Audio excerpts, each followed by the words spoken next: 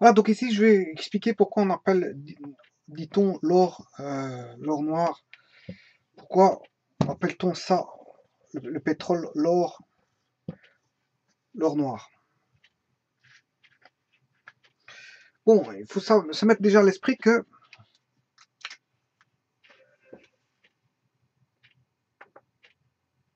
il faut déjà se mettre à l'esprit que bien l'argent, la monnaie est créée à partir bien sûr de la richesse produite. Bon, donc ici, la richesse, c'est généralement produit par des facteurs de production, des facteurs de production qui sont de la main d'œuvre, bien sûr, et des facteurs de production tels que, je veux dire, on peut dire de la matière, des services, peu importe ce que ça peut être, mais en tout cas, ce sont des facteurs de production qui vont créer, je veux dire, une certaine forme de richesse et donc convertir la monnaie, je sais pas pourquoi j'ai marqué monnaie comme ça, en fait la monnaie, convertir la monnaie, la richesse va donner à la monnaie une certaine valeur. Voilà, donc on va tirer la monnaie par des planches à billets. Voilà, les planches à billets. On va sortir donc du imprimé, papier imprimé, je veux dire, quand on fait des tirages papier de monnaie.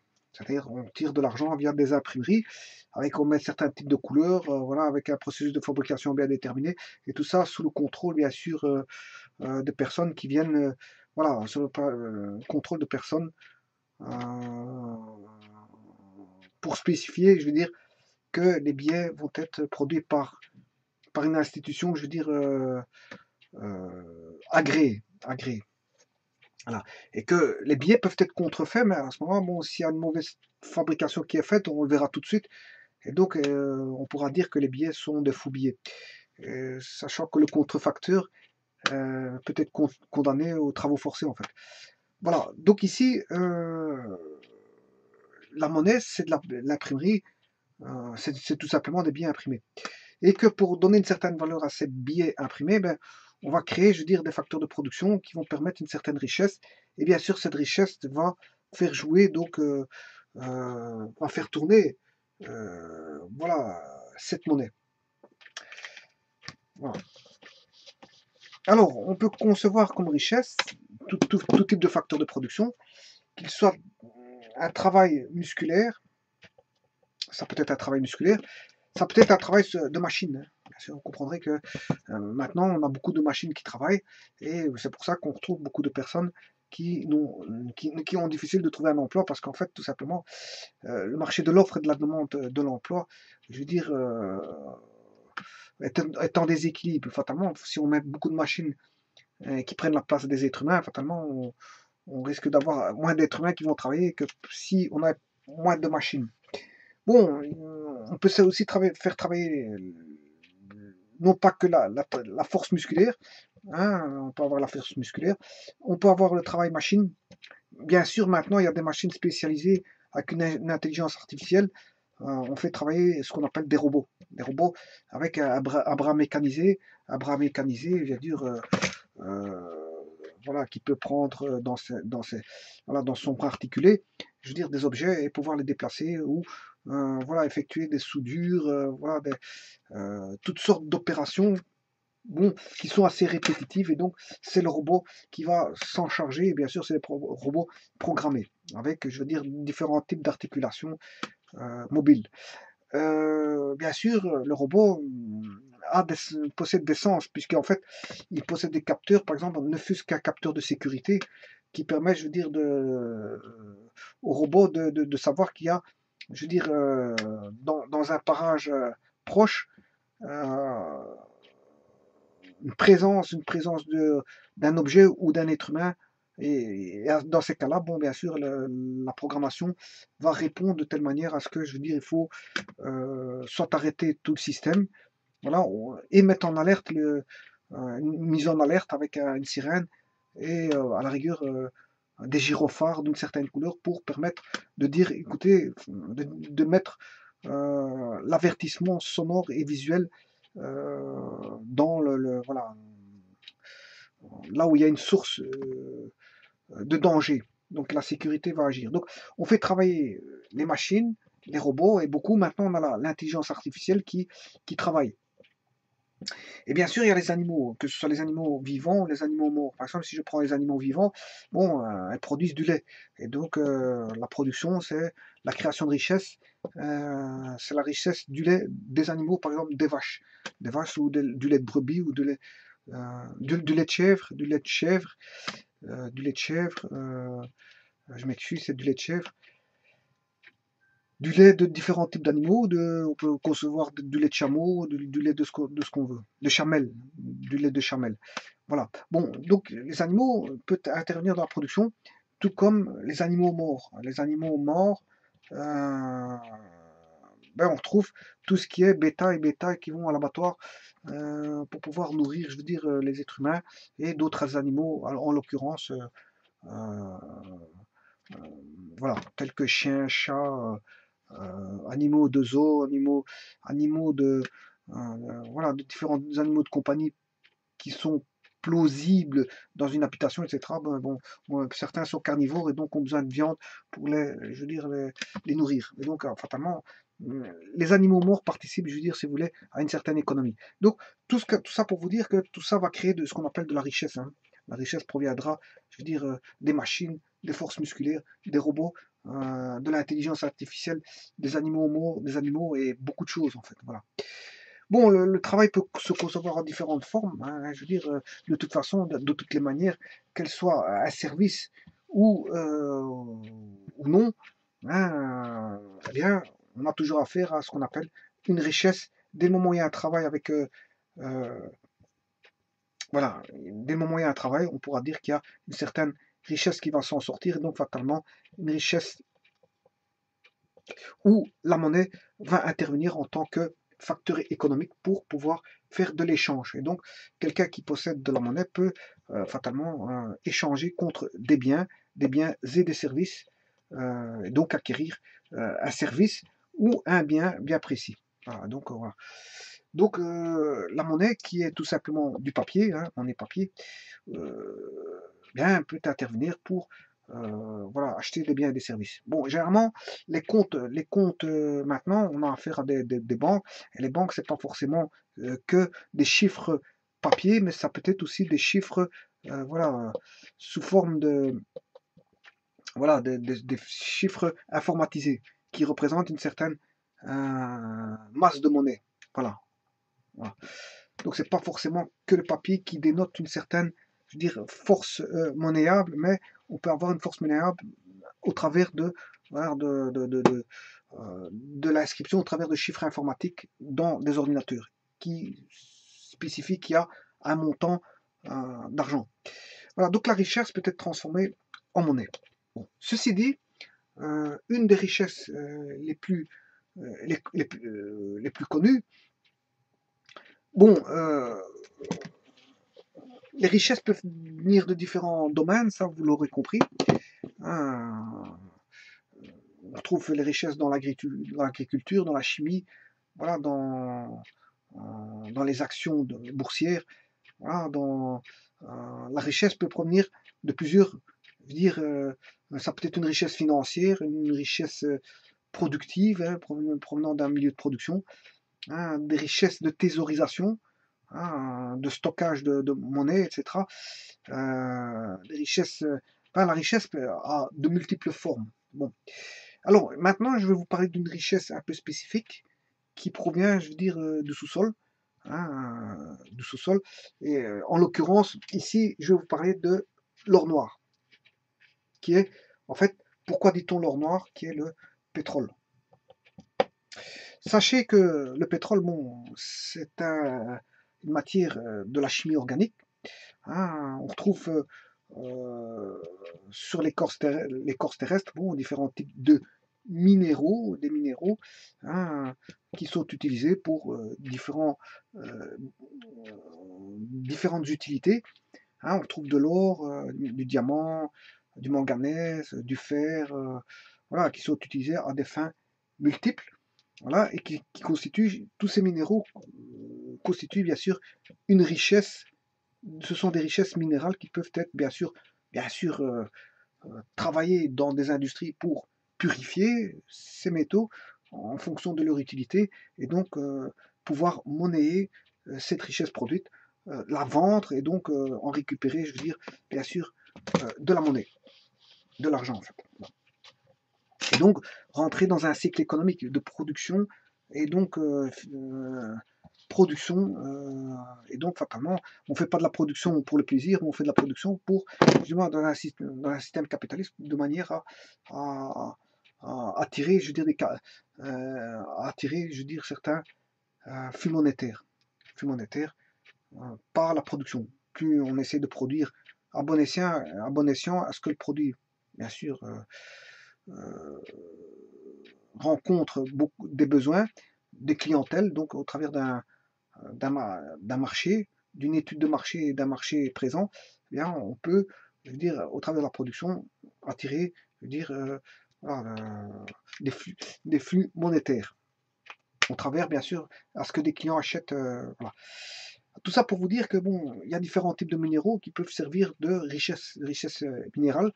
Et la richesse peut, je veux dire, prendre différentes formes, dont l'une est la richesse minérale, c'est-à-dire ce qui se trouve, je veux dire, sur Terre peut être travaillé pour, bien sûr, purifier, puis travailler dans différents secteurs d'activité pour finalement attirer de l'argent.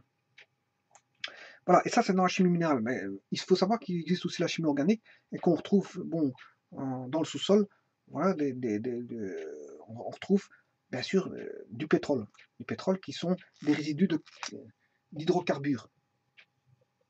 Enfin, ce sont des hydrocarbures, c'est-à-dire contenant de l'hydrogène et bien sûr du carbone. Voilà, des hydrocarbures, on trouve de l'hydrogène, du carbone, et bien sûr, le carbone intervenant dans beaucoup de possibilités, parce qu'avec le pétrole, on peut faire beaucoup de choses. On peut faire des produits dérivés de, voilà, des énergies. Ce sont des énergies pour faire tourner des moteurs tels que les avions, les voitures, les camions, certains trains, parce que des trains tournent au diesel, voilà, etc., etc. Hein, donc ici, le pétrole, il va servir à beaucoup de choses, et notamment aux matières plastiques et dans les dérivés d'alimentation. On retrouve le pétrole un peu partout, hein, dans les matières, voilà, dans certains vêtements, dans certaines fibres de vêtements, dans certains médicaments, bon, et tout le travail dans les peintures, les solvants, voilà, les huiles, voilà, le pétrole, c'est pas ce qui manque comme application. Voilà, donc ce qui permet de vous dire que ce qui me permet de me faire dire, de vous faire dire, vous faire dire, enfin, de vous dire, ce qui me permet de vous dire que le pétrole est tout simplement, je veux dire, une richesse très importante et qui contribue à résorber différents types de besoins, je veux dire, planétaires, que ce soit au niveau tout simplement de l'énergie ou tout simplement de la combustion. On retrouve beaucoup de poêles, je veux dire, qui tournent, enfin des poêles qui chauffent, je veux dire, à base de résidus carbonés provenant du pétrole. Bon, à côté de ça, bien sûr, à côté du pétrole, il y a le gaz, hein, mais le but, c'est pas de parler du gaz, mais de parler du pétrole. Le pétrole,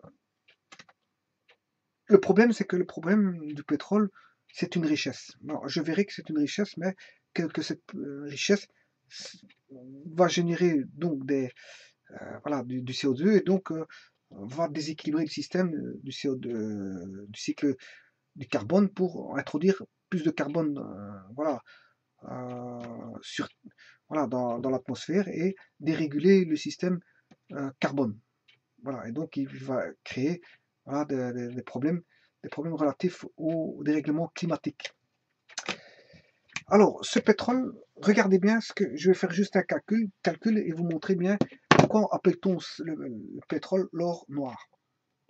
Bon, pourquoi noir? Parce que le pétrole, déjà à la base, c'est noir, hein, c'est visqueux, c'est matière visqueuse et c'est noir. Il est extrait, je veux dire, certains sols de certains pays. Tous les pays ne sont pas logés à la même enseigne. Certains pays ont de nombreuses nappes pétrolières, alors que d'autres en ont moins et d'autres pas. Donc tous les pays ne sont pas logés à la même enseigne, et que certains pays qui ont du pétrole ont une chance inouïe de pouvoir avoir ce pétrole. Bon, certains pays utilisent comme carbone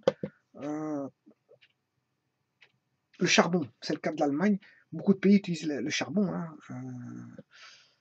Le charbon, comme l'Allemagne, les USA, bon, la Chine, etc. Beaucoup de grands pays utilisent encore le charbon.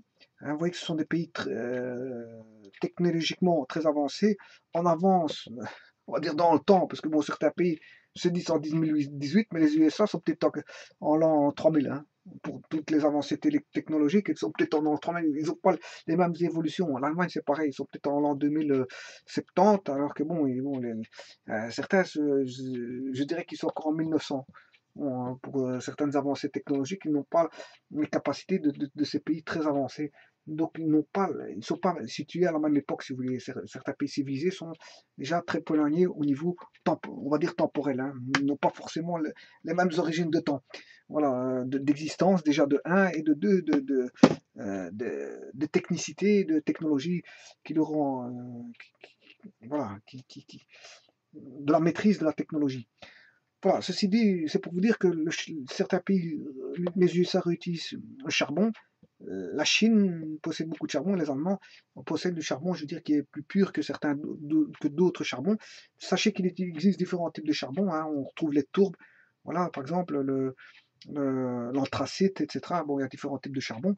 En fonction de certains polluent plus, certains sont plus énergétiques, certains sont, voilà, il y a voilà, ils ont différentes caractéristiques des différents types de charbon, et que le charbon est encore beaucoup utilisé sur une grosse part dans les centrales thermiques en Allemagne, et que le charbon est fort utilisé en Chine, et qu'il y a la reprise du charbon aux USA. Donc c'est-à-dire que le charbon est une richesse aussi, mais aussi une richesse qui est basée sur le carbone, et donc fatalement polluante.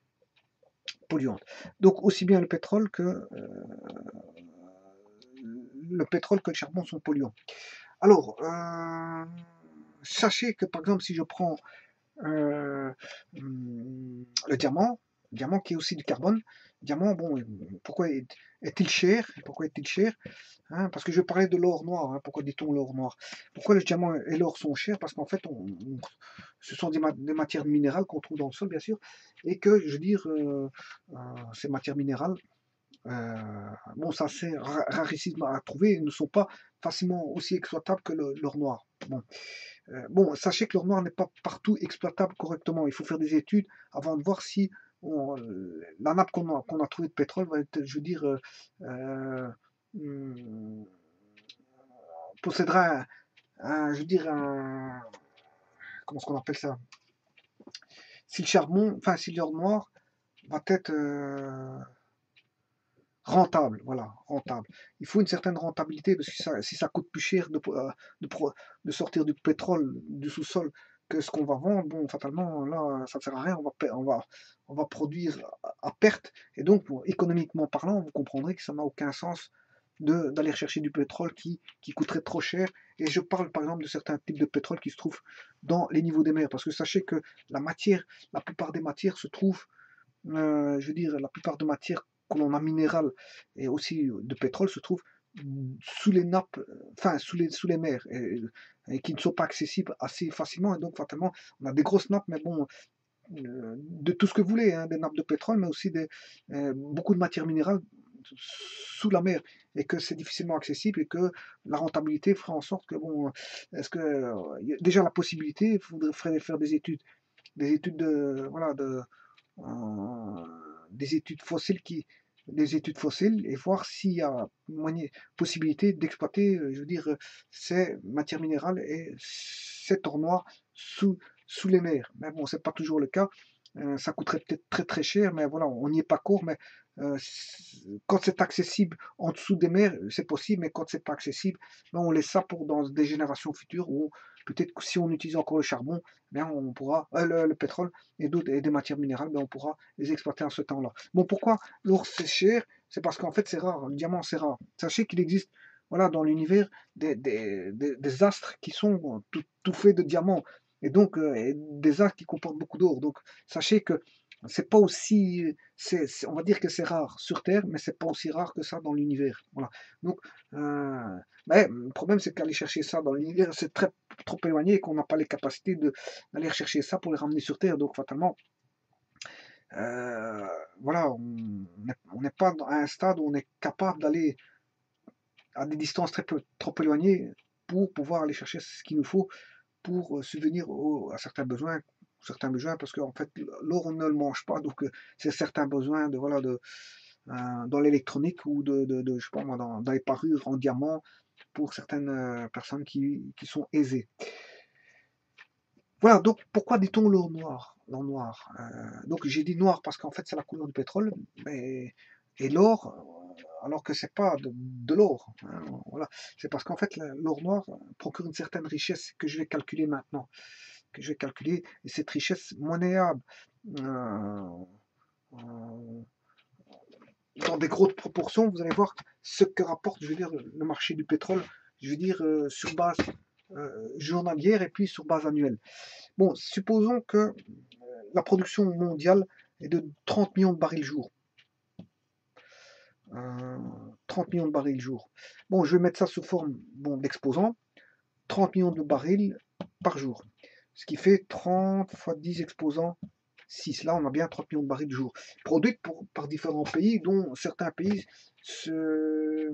ont des productions de 10 millions de barils par jour. Donc certains pays, je veux dire, sont des monstres de la production, je veux dire, pétrolière.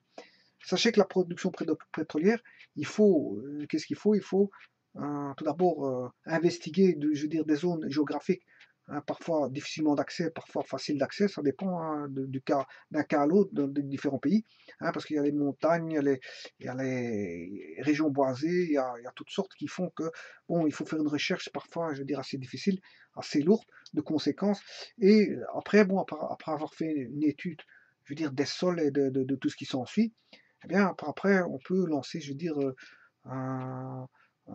voire faire une étude, bien sûr, financière, si, du coup, de rentabilité de toute de l'extraction.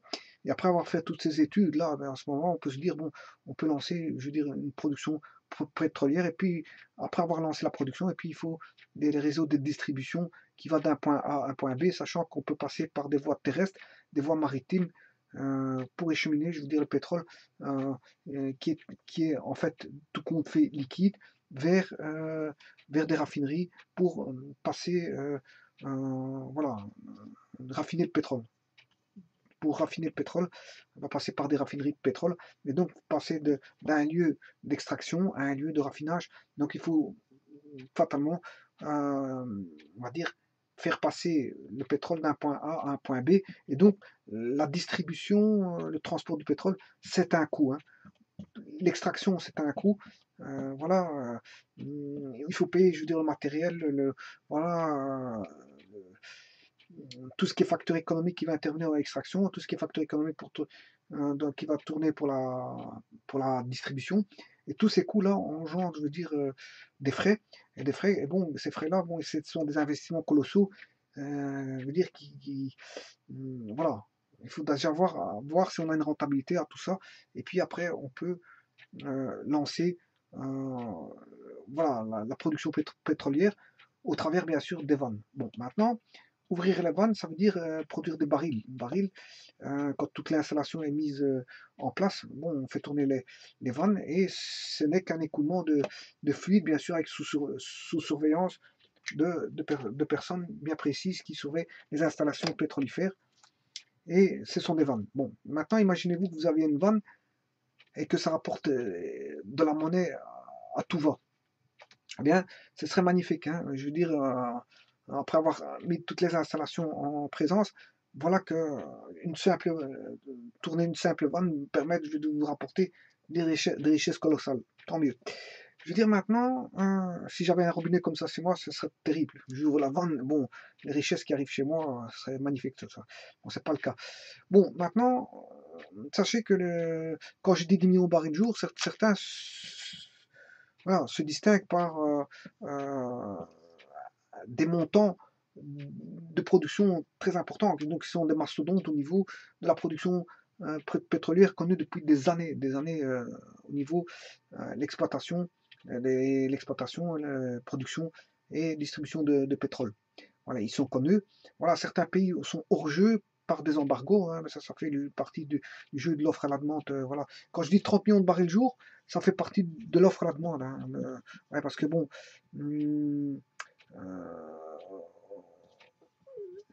voilà, ça fait partie de l'offre et la demande. Bon, on n'a pas toujours 30 millions de barils jour, j'ai pris une moyenne comme ça, je ne sais pas si je suis bon ou pas, mais apparemment je suis pas loin d'une réalité qui serait de 30 millions de barils jour, et tout dépend des stocks et de la spéculation, voilà, et des phrases tournées par certaines personnes pour augmenter, je dirais, voilà, les effets d'annonce, etc., etc. Il y a toutes sortes de choses qui viennent jouer sur la production pétrolière qui est sensible à beaucoup de choses, à la spéculation, aux phrases toutes dites par des grands, des grands de ce monde, etc., qui fait que, voilà, par les guerres, voilà, par certaines guerres, par certains, voilà, des embargos, tout peut jouer sur la production pétrolifère.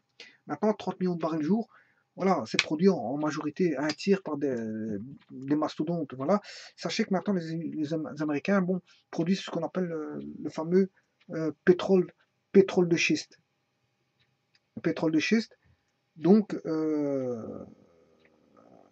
voilà, qui est une alternative au pétrole, mais ils arrivent à ce qu'on appelle euh, 10 millions.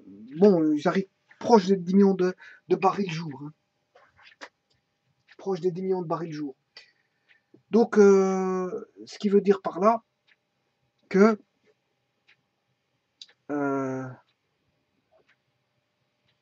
voilà.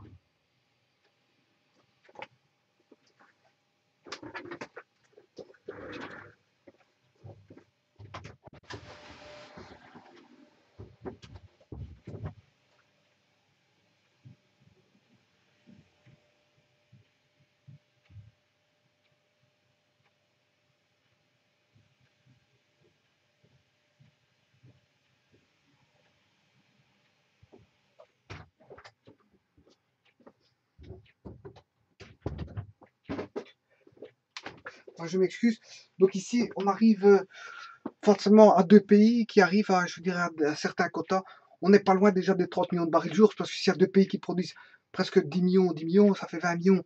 Bon, quand je dis 30 millions, est-ce que c'est exactement ça? Il faudrait voir réellement combien ça ferait. Mais bon, je suis sur une base de 30 millions, je vais estimer que je suis sur une base de 30 millions de barils jour, et donc certains pays produisent 2 millions de barils jour, d'autres 3 millions, d'autres 500 000 barils jour. Il y a des grands producteurs. Voilà, sachez que chacun des pays doivent aussi subvenir à leur consommation. Donc en fait, quand ils produisent des barils, mais certains barils sont utilisés par leur propre par leur propre pays, pour autant qu'ils aient des raffineries, notamment pour ce qui s'appelle l'essence, voilà, le raffinage pour l'essence. Bon, certains pays n'ont pas de raffinerie, c'est comme ça, et donc ils doivent renvoyer le pétrole ailleurs pour le raffiner ailleurs, pour le repayer pour l'utiliser. Bon, enfin, c'est comme ça. Bon, j'ai estimé que sur une base de 30 millions de barils de jour, voilà, et que les Américains maintenant ont atteint un certain niveau grâce au pétrole de schiste. Voilà, et donc, sachez qu'il y a des grands producteurs de pétrole, hein, la Russie en étant un grand, l'Arabie Saoudite en est un grand. Bon, il y a des pays qui ont des grandes nappes immenses tels que l'Iran, le Qatar, l'Irak, etc. Bon, on retrouve beaucoup de pays pétroliers, hein, de grands pays pétroliers, mais certains n'ont pas, du fait qu'il y ait eu des embargos, des guerres, n'ont pas la faculté de produire ces millions de barils jour, hein, qui laissent voilà, où on n'a que l'Arabie Saoudite qui produit que 10 millions, alors que certains pays pourraient produire 10 millions, mais bon, ils n'ont pas les facultés du fait soit qu'ils sont sous embargo, ou soit parce qu'en fait, tout simplement, la guerre est passée par là, tel que je pense à l'Irak. L'Irak, hein, qui a la capacité s'il n'avait pas fait la guerre et qu'elle serait restée, je veux dire, clean, à ce moment-là, elle pourrait produire peut-être même plus que l'Arabie Saoudite. Donc voilà, ça c'est voilà pour la petite histoire. Sachez que, comme je vous dis, il y a des petits producteurs qui produisent aussi leurs petits quotas, Et voilà. Maintenant, je vais faire mon petit calcul pour vous montrer que pourquoi appelle-t-on ça de l'or noir à 30 millions de barils jour. Je vais calculer, bon, je sais pas dit que c'est peut-être plus, ça dépend de la spéculation, je veux dire de beaucoup de choses. C'est pas forcément tous les jours 30 millions de barils jour, mais je vais prendre une moyenne de 30 millions de barils jour. Bon, si je prends 30 millions de barils jour, 30 millions, c'est 30 fois 10 exposant 6. Supposons que, on va supposer que le baril est à 80 dollars par baril. Par baril. Voilà. Bon, voilà. Parfois, il y a des, quand il arrive l'hiver, bon, si on a un hiver froid, ben, vous comprendrez que qu'est-ce qui peut faire tourner le pétrole? Ben, c'est le tourisme. Le tourisme, avec les avions qui ont besoin de beaucoup de kérosène. Bon, les hivers froids, etc. Un temps de guerre où il y a beaucoup de matériel militaire qui doivent faire, je veux dire, faire front. Et donc, il faut beaucoup voilà, de pétrole. Il y a beaucoup de paramètres qui viennent faire en sorte que le pétrole peut, à un moment donné, être utilisé en grande quantité. Hein, je parle, par exemple, d'un hiver froid où tout le monde doit chauffer. Et donc, tout le monde a besoin, beaucoup de gens ont besoin voilà, voilà, de mazout, par exemple, de mazout, hein, ils ont besoin de mazout pour se chauffer. Voilà. Le problème, c'est que c'est polluant. Ça, je vais en parler de la pollution, mais c'est juste après ça pour vous dire que d'abord, on va parler de la richesse et puis après un petit peu de la pollution. Voilà. Ceci étant dit, bon, 80, si je fais mon calcul, 8 fois 3, c'est 24. 24, je me retrouve avec 10 exposants 6 et encore 2 zéros. Voilà. 2 zéros, ce qui veut dire 24 fois 10 exposants 6, 7, 8. J'ai 8 zéros. Voilà. Donc, ça, c'est ce que ça rapporte en dollars. Bon, maintenant, bon, ça, c'est que le dollar, c'est la richesse en dollars que ça rapporte. Bon, la matière, le monnayable, ça va rapporter, en ouvrant les vannes, si vous voulez, en ouvrant les vannes, s'il est coté en dollars, mais ça va rapporter ceci. Et maintenant, si je fais je vais remettre en euros. En euros, la parité, si je fais une parité de 1 dollar égale 1 euro, bon, je vais faire ceci de telle manière à ce que je veux dire, bon, c'est pas tout à fait vrai parce que bon, assez souvent le dollar est bien plus fort que l'euro, mais je vais faire en même parité. Voilà. Donc je vais considérer que c'est 1 dollar, c'est 1 euro. Donc ici, je vais considérer que j'ai 24 fois 10 exposant 8 euros par jour. Voilà, le montant à 80 dollars le baril. Bon, voilà. Maintenant, c'est très bien, ça rapporte aussi quotidiennement, chaque jour, 10 exposants 8. Maintenant, je vais regarder en francs belges. Un franc belge, 1 euro. Il faut savoir que 1 euro, c'est 40,3399 francs belges. Bon, je vais mettre en francs belges. Maintenant, le franc belge n'existe plus, mais c'est pour faire, je veux dire, une comparaison. Beaucoup de gens s'y retrouvent en francs belges. Si je fais fois 40,3399, je ne vais même pas aller jusque-là. Hein, je vais faire fois 40. Je veux dire, c'est plus facile. Voilà, donc je fais encore x10 et x4. Donc je vais faire 24 x 4 et 18 x 10, ce qui fait 19. Là, on se retrouve en milliards de francs belges. Voilà, donc ce qui fait 24 x 4. 24 faire x4, c'est faut faire x2, puis encore x2. 24 x 2, ça fait 48. 48 x 2, ce qui fait 96. Ce qui fait 96 milliards de francs belges. Voilà, 96 milliards de francs belges. Par jour. Donc vous voyez que en ouvrant les vannes, regardez la richesse monnayable que le pétrole rapporte. Voilà, ce que le pétrole rapporte par jour. 96, bien sûr, il faut payer tous les frais.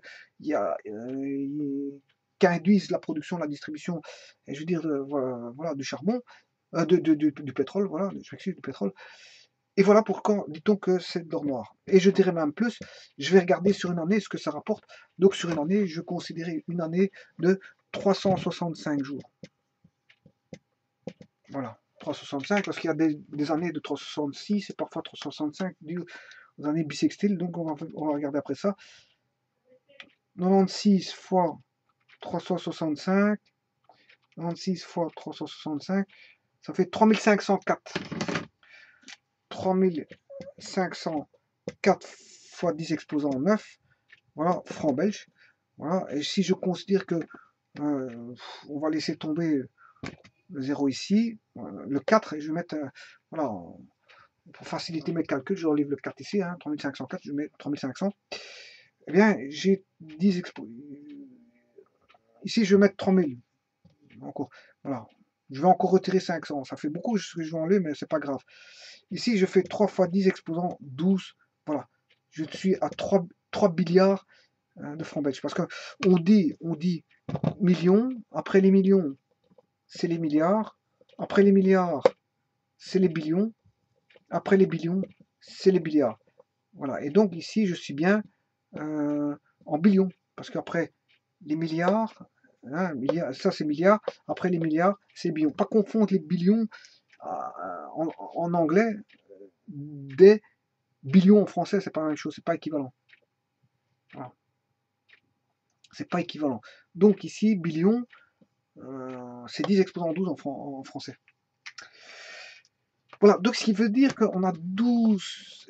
Le fait de faire tourner des vannes, bien sûr, quand l'installation est toute montée, bien, le fait de faire tourner des vannes, je veux dire, de pétrole, rapporte 3 billions de francs belges.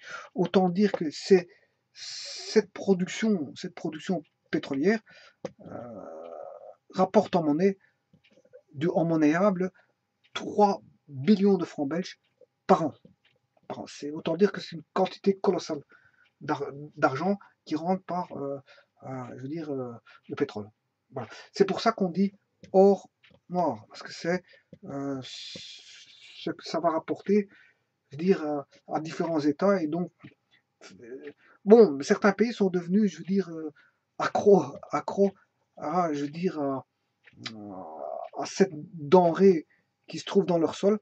Et en fait, ils sont devenus, je veux dire, ils n'ont qu'une seule vue, c'est celle du pétrole. Voilà, et donc ils ont laissé beaucoup de secteurs d'activité parce qu'en fait, les autres secteurs d'activité ne permettaient pas d'avoir un tel enrichissement tel que l'est le pétrole. Bien sûr, certains pays ont du pétrole plus du gaz. Bon, ces deux-là, bon, ils sont, on va dire, dépendants de leur production d'hydrocarbures et donc ils ne produisent presque pas, enfin, je ne veux pas dire rien du tout, mais on va dire ils produisent presque plus rien sur la côté parce qu'en fait ils font juste tourner les vannes, ils ont tout ce qu'ils veulent, tout ce qu'ils veulent.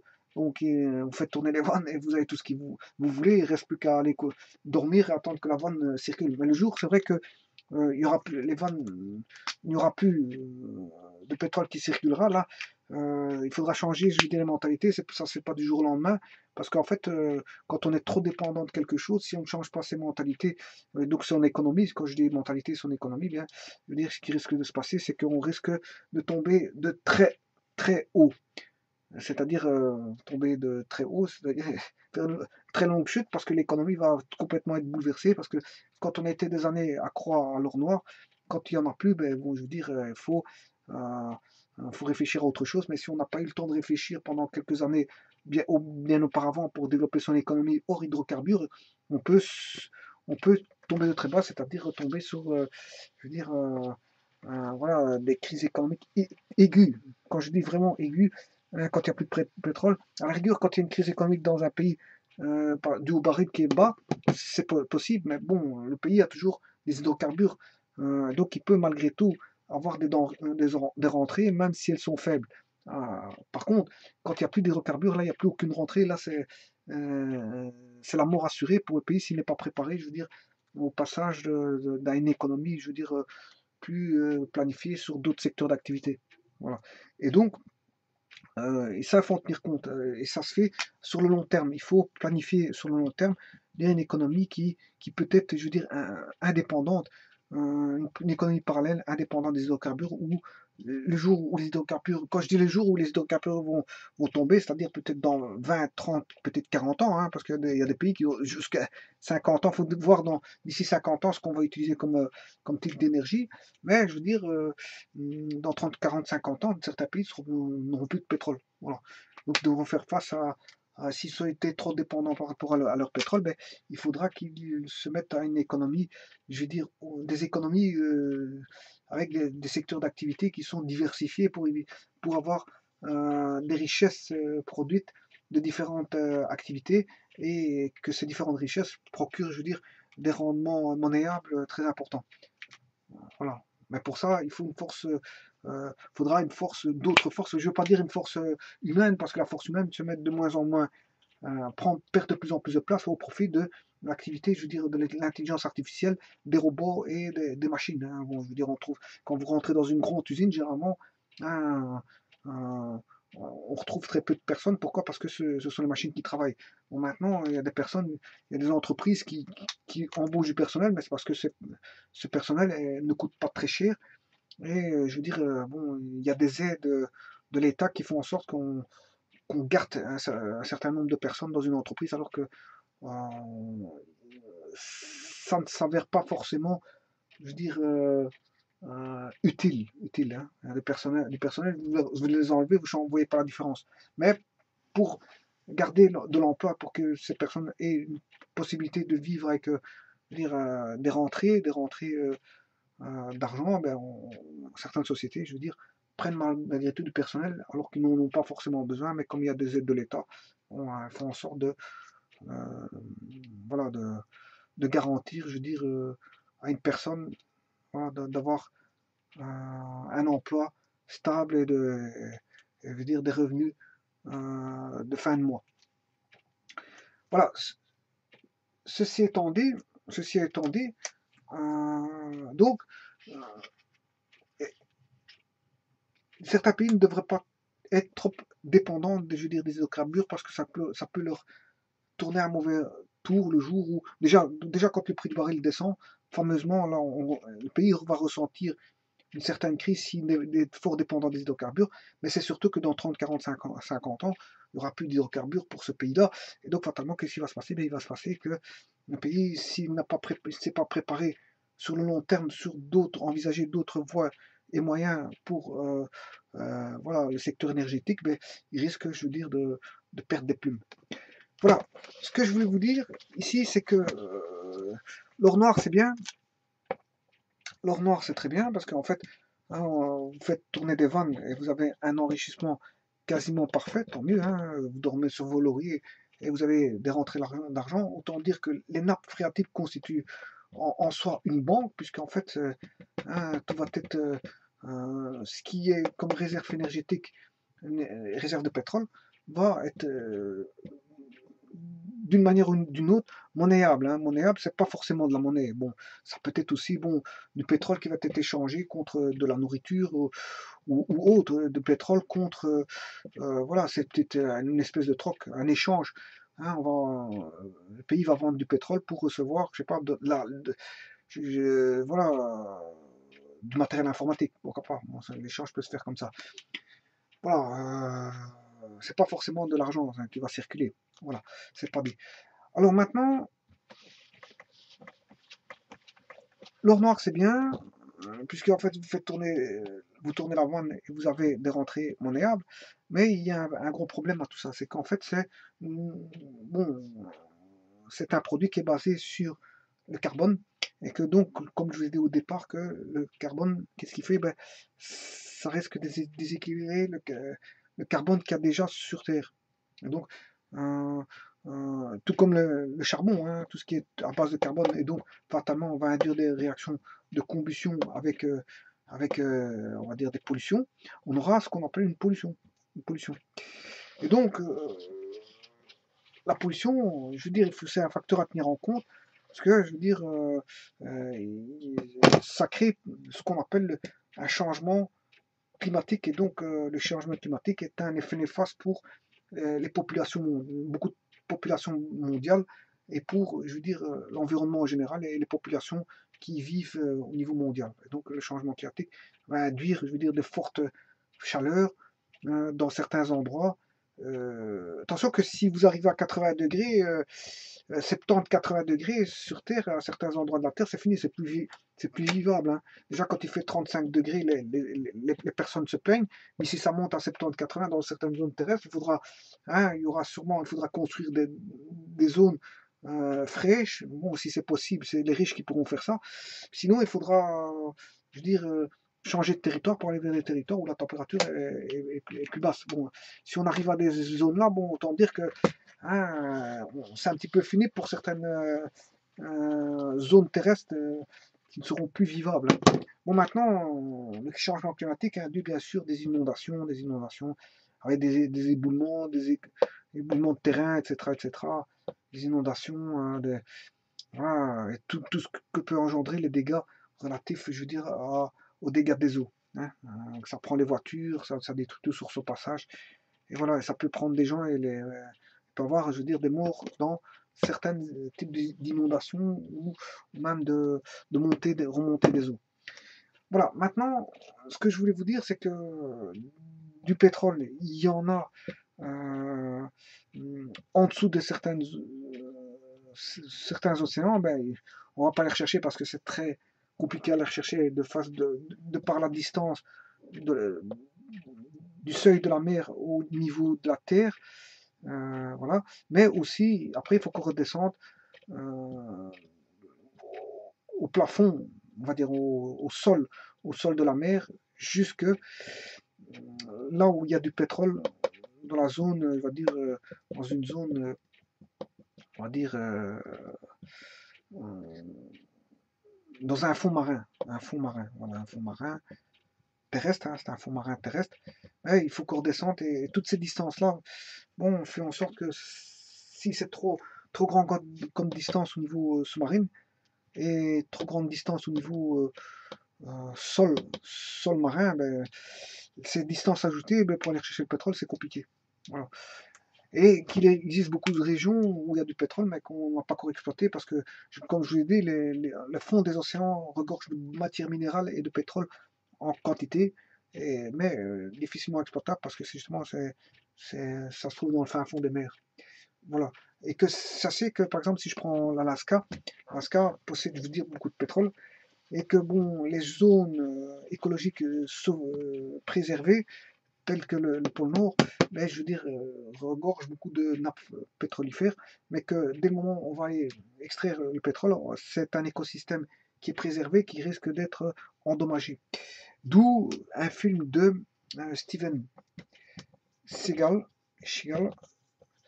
qui est Piège en haute mer. Piège en haute mer, et qui lutte justement contre l'exploitation pétrolifère dans des zones, je veux dire, préservées de la Terre. Sachez que Steven Seagal est déjà un homme très engagé dans justement dans tout ça, dans la préservation de l'environnement. C'est une personne qui est fort attachée et respectueuse de l'environnement et en fait qui défend l'environnement, voilà, les causes de toute la problématique relative au changement climatique et donc fatalement voilà, de l'usage de l'exploitation et de l'usage de certaines matières fossiles qui, qui génèrent, je veux dire, des dégâts collatéraux voilà, à la faune, à la flore et à l'environnement. Donc, certaines personnes sont contre l'usage, l'exploitation et l'usage du pétrole tout court, et certaines personnes veulent bannir le pétrole de l'usage courant pour les remplacer par des produits, enfin par des possibilités telles que le solaire, l'énergie solaire, qui peut remplacer en partie l'énergie provenant du pétrole. Sachez que le pétrole, je veux dire, génère des flux financiers importants, comme je l'ai calculé tout à l'heure, mais que ces flux financiers ont, aux yeux des producteurs de pétrole une importance, ces flux financiers par rapport aux producteurs de pétrole, une importance capitale qui font en sorte qu'ils négligent l'aspect écologique. Autant dire que ils sont plus intéressés par leur gain que par, je veux dire, voilà, la planète dans laquelle nous vivons. Et donc ça, on peut le comprendre parce que bon, eux, ils regardent leur portefeuille, quitte à faire des dégâts à la planète, mais certaines personnes qui n'ont pas ces gains au niveau financier regardent plus le côté écologique. Ça dépend de quel côté on est. Voilà, voilà ça dépend de quel côté on est. La défense va se faire, si quelqu'un est producteur de pétrole, sa défense va être dans le sens de défendre son industrie pétrolière, peu importe les dégâts causés par sa production, alors que quelqu'un qui, je veux dire, qui n'est pas voilà, qui n'a aucun rapport avec les milieux pétroliers, donc c'est financier rapporté par le pétrole, à ce moment-là, il a une certaine vue qui n'est pas celle des pétroliers, hein, euh, mais aura une autre vue en se disant, bon, c'est le point de vue écologique des êtres humains qui est prépondérant et dans lequel il faut préserver pour les générations futures. Mais, fatalement, il n'a aucun moyen d'action vis-à-vis de ces moyens de pression que sont les lobbies pétroliers qui rapportent des flux financiers extravagants, et donc on sait bien que le pouvoir est détenu par ceux qui possèdent l'argent. Donc en fait, autant dire que ceux qui ont une mainmise écologique ou une défense écologique, bon, ne peuvent pas se battre avec les mêmes moyens que ceux qui ont les moyens financiers provenant de l'industrie du pétrole. Voilà. Donc il faut savoir raison garder, lutter contre, je veux dire, des grands lobbies. Bon, c'est difficile, mais que est-ce que c'est peine perdue? Je dirais que non, parce qu'en fait, les combats doivent se faire petit à petit. Aujourd'hui, on se bat pour le solaire. Demain, on va se battre pour autre chose. Et en accumulant, je veux dire, différentes lois dans un pays pour essayer de bannir, je veux dire, voilà, tout ce qui est ressources provenant forcément du pétrole, ben, je veux dire, un jour ou l'autre, le dessus sera vite pris. Voilà. En grappillant, je veux dire, de par le salaire solaire, en grappillant sur des lois telles que en bannissant le mazout de chauffage, en bannissant le diesel pour les véhicules, en le rendant plus cher, en le taxant plus cher, en le taxant, etc. Il va finir un jour que les gens n'utiliseront plus le diesel parce que bon, il sera très cher. Et voilà, les gens n'utiliseront plus le mazout parce qu'on dira que ce sera plus polluant et qu'il faudra payer des taxes si on veut utiliser le mazout. Et donc, beaucoup de gens, au travers des taxes, vont se mettre à éliminer, je veux dire, et comprendre que bon, c'est pour le bien je veux dire, le bien des habitants de la Terre, de faire des lois, des petites lois qui vont gagner petit à petit du terrain. Et forcément, je veux dire, un jour ou l'autre, pourront avoir beaucoup plus d'ampleur. Et donc, malgré que les lobbies pétroliers possèdent, je veux dire, voilà, une puissance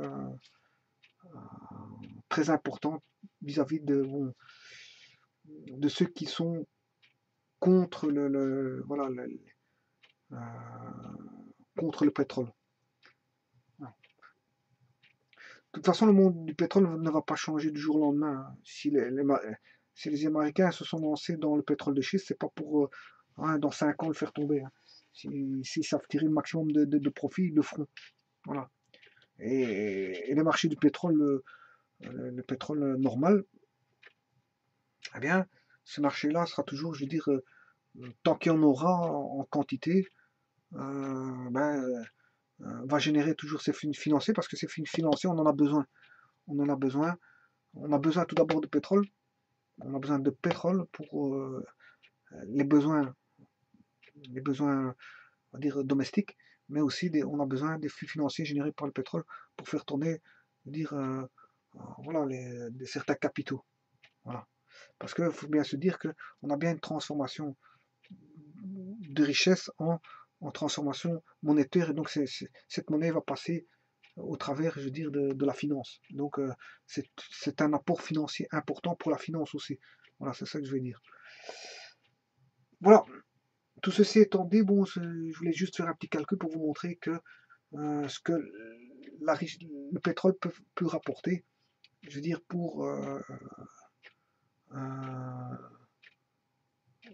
peut rapporter en tant qu'utilité et peut rapporter en tant que flux monétaire, flux financier, mais que ça engendre, je vais dire, vous comprendrez, des problèmes écologiques.